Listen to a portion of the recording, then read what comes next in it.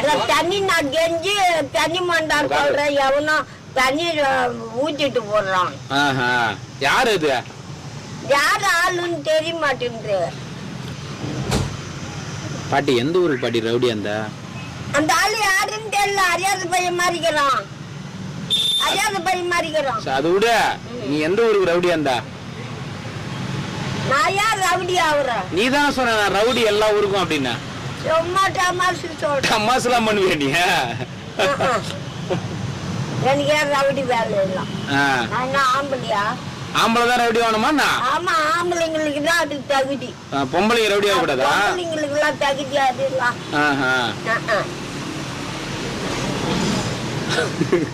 தமாசா இது பாட்டி உங்ககிட்ட வந்தாலே எனக்கு. ஆனா எம்மா கோவத்துலதான் அந்த கோவத்தை தரிச்சிடுறடி.